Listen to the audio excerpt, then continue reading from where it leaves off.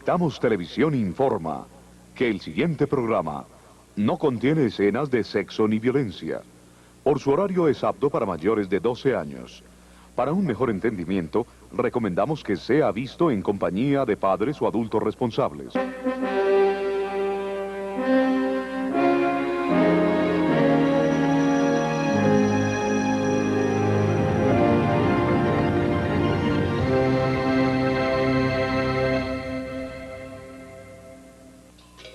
Hace 4 millones de años aparecieron nuestros primeros antepasados en el suroriente africano. A medida que fue pasando el tiempo, evolucionaron biológica y culturalmente de acuerdo con su capacidad para recolectar y cazar alimento, asociada a las migraciones de los animales y a los ciclos vitales de las plantas. Estos hombres, en su recorrido, fueron dejando rastros que hoy se constituyen en un testimonio claro de su presencia. En este programa iremos tras las huellas de aquellos que llegaron al territorio colombiano.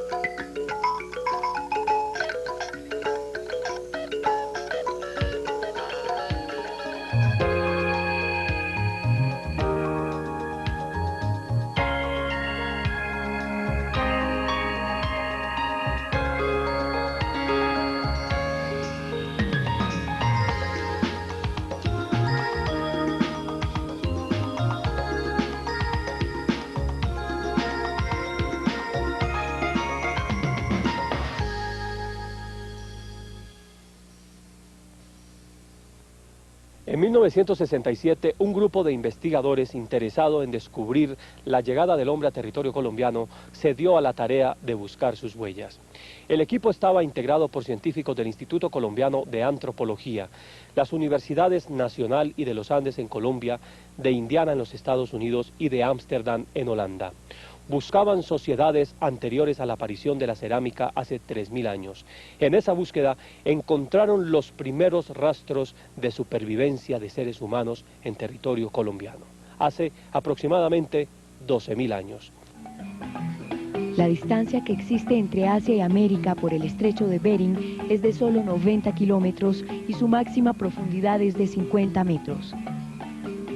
Durante las últimas fases del Pleistoceno, los cambios climáticos permitían que en algunas épocas el nivel del mar descendiera a tal punto que esa distancia podía ser recorrida a pie.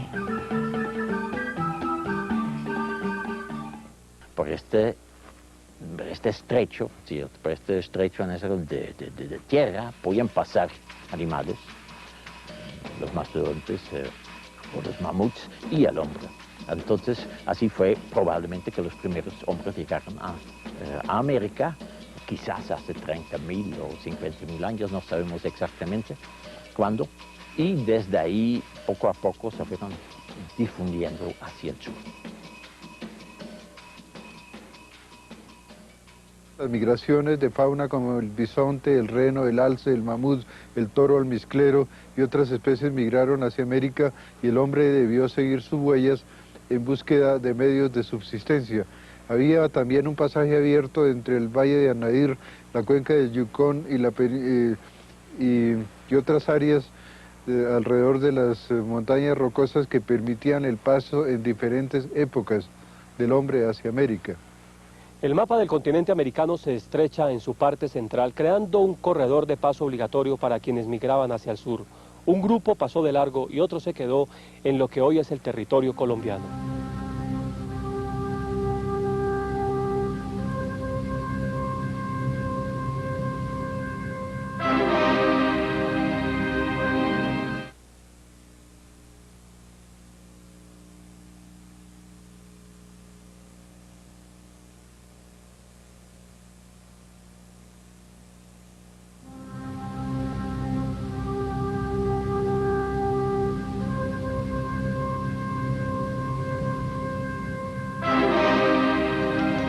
El investigador Gerardo Reichel Dolmatov inició en la década del 40 las investigaciones en distintos sitios prehistóricos de Colombia que fueron la base para este trabajo.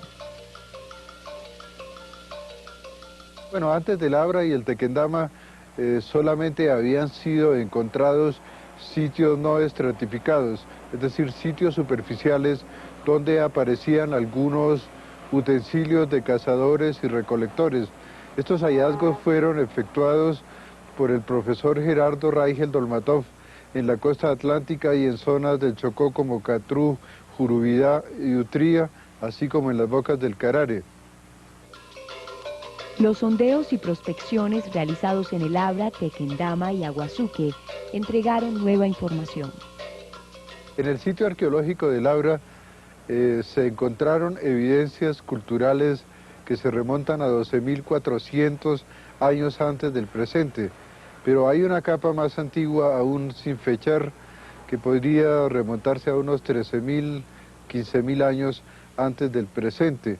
Allí aparecen algunos utensilios como chopper, que son guijarros de río desbastados en uno de sus extremos, y numerosos artefactos consistentes en raspadores y otros utensilios utilizados por cazadores de la época. En el sitio del Tequendama puede reconstruirse una secuencia cultural continua entre 11.000 y 5.000 años antes del presente. Aparecen vestigios correspondientes también a cazadores recolectores, pero esta vez incluyen, además de los artefactos parecidos a los del Abra, otros utensilios que muestran retoques muy finos sobre sus dos superficies, es decir, artefactos bifaciales. Y al lado de estos utensilios también aparecen numerosos restos como fogones y restos de animales que incluyen venados y numerosos roedores. Igualmente aparecen 21 enterramientos en el sitio del Tequendama que nos informan sobre las prácticas funerarias. En el sitio de Aguazuque puede recogerse una secuencia cultural continua comprendida entre 5.000 y 2.225 antes del presente. En aquel sitio aparecen evidencias muy rudimentarias de cultivos. La ibia, la calabaza, algunos tipos de ñames aparecen en los estratos profundos de la excavación. Es decir, ya se producía un cambio hacia nuevas formas de subsistencia y patrones de adaptación que culminan con la agrupación nucleada y algunas habitaciones en forma de vivienda y otras estructuras circulares. Lo que hoy es la sabana de Bogotá era hasta hace 30.000 años un gran lago que al secarse permitió la posibilidad de los primeros asentamientos humanos. Mediante instrumentos como aerofotografías y consideraciones ecológicas y geológicas, los científicos identificaron los sitios en los cuales después, con una paciente labor, establecieron los primeros hallazgos arqueológicos en esta parte del territorio colombiano. Profesor, en este sitio de la sabana de Bogotá, en donde ustedes encontraron vestigios de seres humanos de hace 12.500 años aproximadamente, ¿cómo eran el clima y el paisaje? ¿Qué había aquí? Pues acabamos de pasar por una época muy fría, que es la época de la última glaciación, con un clima tan frío de que realmente toda la sabana de Bogotá era un páramo. Pero hace 12.500 años comienza a mejorar el clima, es una época que llamamos el tardoglacial, y comienza a entrar árboles ya en las zonas, se vuelve a reforestar el área, sobre todo con bosques de alisos, por ejemplo, y los primeros pobladores entonces se encontraron ya digamos, bosques con una fauna bastante rica de venados y gorriones, etc. Por aquella época se extingue la megafauna, o sea, los animales grandes como los mastodontes. Las evidencias encontradas demuestran que además de los venados y los curíes a los que se refiere Van der Hamen, otros animales que predominaron eran el conejo, el tigrillo, el puma, los osos y algunos peces de agua dulce. Y hace 11.000 años de pronto otra vez se enfría el clima. Ajá. Entre 11.000 y 10.000 estamos viviendo aquí como en o la gente está viviendo en un subpáramo, es decir, una zona semiabierta con bosquecitos. Es decir, había una fauna muy rica en esta época. Y entonces la gente realmente tenía suficiente de qué comer. Eran cazadores y recolectores de raíces, frutas, etc. Estamos hablando de una temperatura de más o menos ¿cuántos grados? Hace 12.500 años la temperatura es ya bastante similar a la actual, pero ya digamos, en la época esta que dije, de entre 10.000 y 11.000 años, el clima es como debe haber sido más o menos de unos 9 grados, menos hoy día estamos en 14, ¿no? O 13 o 14. Era bastante frío. ¿La gente cómo hacía para protegerse? ¿Dónde vivía? ¿Qué hacían? Pues vivían, lógicamente, en parte por lo menos, en abrigos rocosos, que eran los refugios donde podían esconderse para no sufrir las lluvias y los vientos fuertes. Y luego, lógicamente, tenían vestidos, es decir, no sabemos por qué esos restos no se encuentran, pero estaban vestidos quizás con pieles o con... Los abrigos rocosos eran formaciones de rocas sobresalientes, duras y compactas que permitían a los hombres prehistóricos protegerse contra fuertes vientos o los ataques de posibles fieras. Residían en esos sitios por temporadas cortas, siguiendo el ciclo que fijaba el clima en cuanto a la proliferación de plantas y animales. Estaban situados en nichos ecológicos favorables, cerca de ríos y zonas de vegetación, donde podían obtener alimentos fácilmente. En esta zona, si cerca de Zipaquirá, podemos tener tenemos una cantidad de esos tipos de abrigos rocosos, y la gente en cada uno de esos se refugiaba. Encontramos restos en varios de ellos.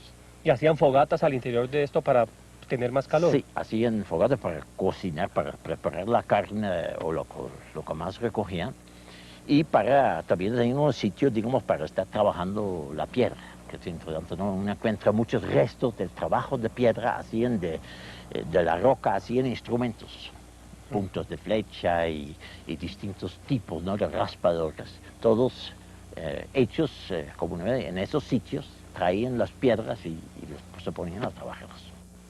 Estos abrigos rocosos fueron ocupados en diferentes épocas y muestran un cambio de actividades en los pueblos que los habitaron.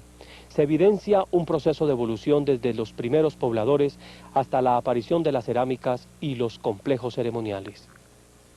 La antigüedad de los restos se estableció de dos formas. Todas las plantas, animales y el hombre tienen como componente molecular principal el carbono. A su muerte, en su descomposición, una de las moléculas de carbono que se desprende es la del carbono 14, un isótopo, o sea, una partícula que emite una radiación constante, la cual disminuye a medida que pasa el tiempo. Con las pruebas de carbono 14 se puede fechar elementos orgánicos que existieron hace 50.000 años. Otra forma de establecer fechas históricas es el estudio de las columnas de polen, que se llama palinología. Consiste en tomar una muestra de tierra en forma de columna, la cual representa la estratigrafía, o sea, las capas que componen la estructura de un terreno. Dentro de esa estratigrafía se encuentran restos del polen de las plantas que existieron en ese terreno con anterioridad. Según la profundidad del sondeo y las características de origen del terreno, se pueden conocer el medio ambiente, las plantas y animales que existieron en un determinado periodo de tiempo que representa la columna. Este estudio, el análisis polínico, constituye la mejor fuente de información ecológica a lo largo del tiempo en cada región.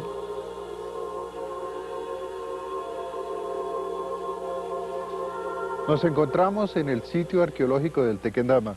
En este lugar pudo ser reconstruida toda una secuencia cultural continua comprendida entre 11.000 y 5.000 años antes del presente. Aparecen una serie de artefactos muy interesantes porque son utensilios elaborados sobre sílex, sobre rocas duras, pero muestran retoques, trabajos sobre sus dos superficies. Así aparecen una serie de raspadores planoconvejos, cuchillos y un fragmento de punta de proyectil que han sido conocidos como la clase tequendamiense, tomando el nombre del sitio. Este hombre de 11.000, 7.000, 6.000 años nos muestra unos rasgos un poco diferentes a los del hombre actual. Aunque es un Homo sapiens sapiens, sus arcos superciliares son mucho más fuertes, su cráneo es alargado en sentido posterior. Y si observáramos un hombre del Tequendama, en la actualidad le veríamos como un hombre de talla media, con pómulos muy marcados, con una nariz un poco alargada y con un poquito de proyección alveolar. También aparece mucho desgaste sobre las superficies oclusales o superficies de masticación. Este desgaste relaciona con sus hábitos de alimentación de granos crudos, tubérculos, raíces y otros elementos.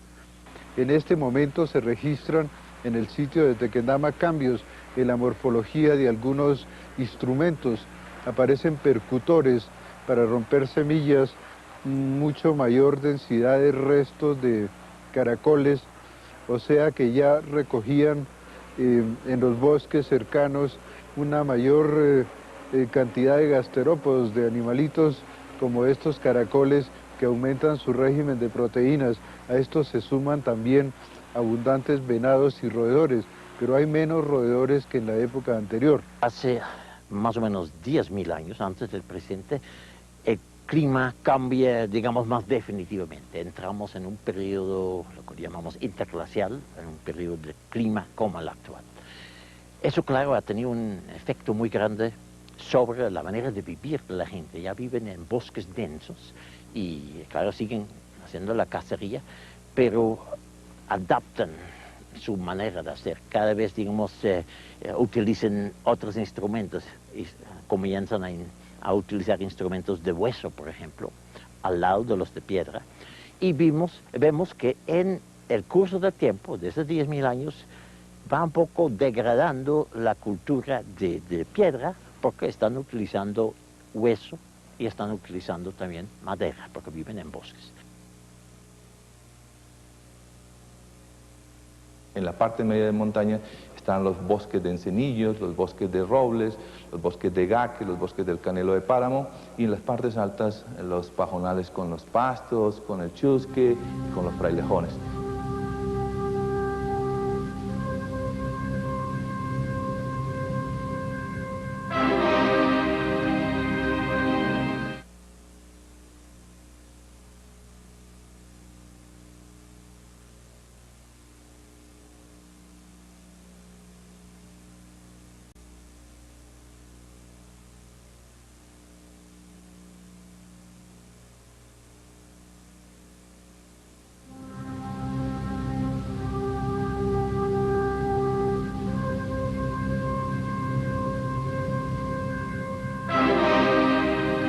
Hasta 1970, los científicos no sabían qué había ocurrido entre 5.000 y 3.000 años antes de hoy.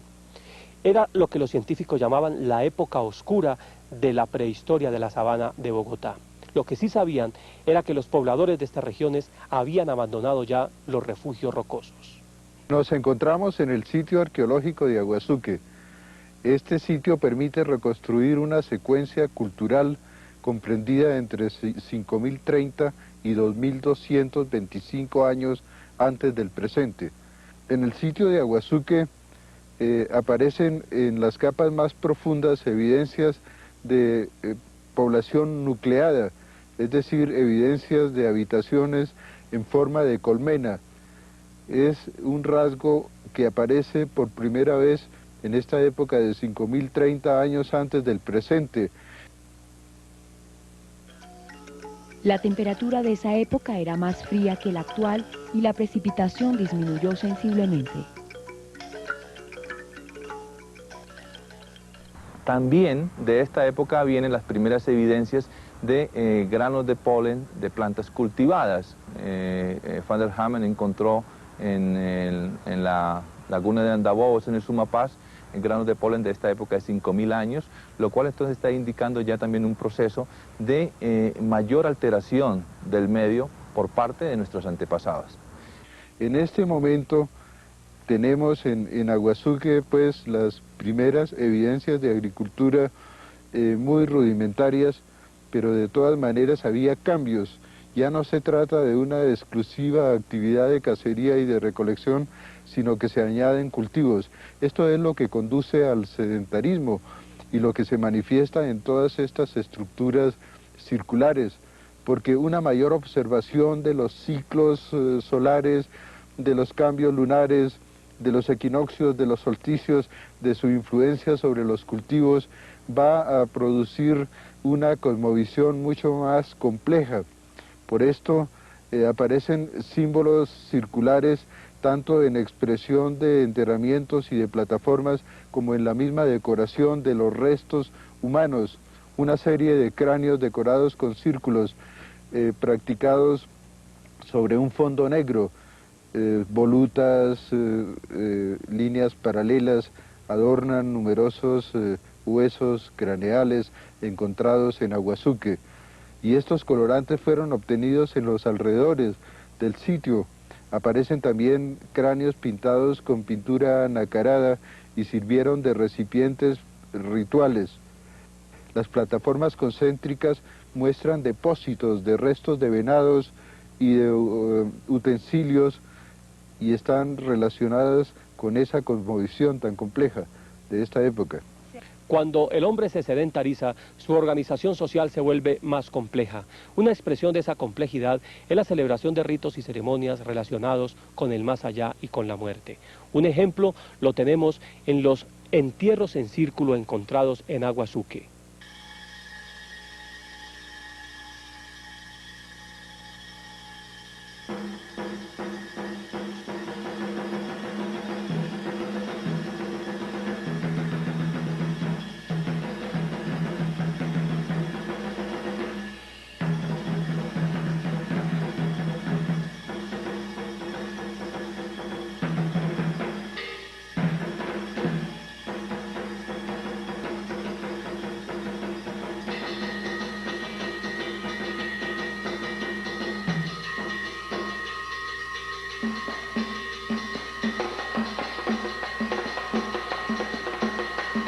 En la década de los años 60 se sabía muy poco sobre los primeros pobladores del país.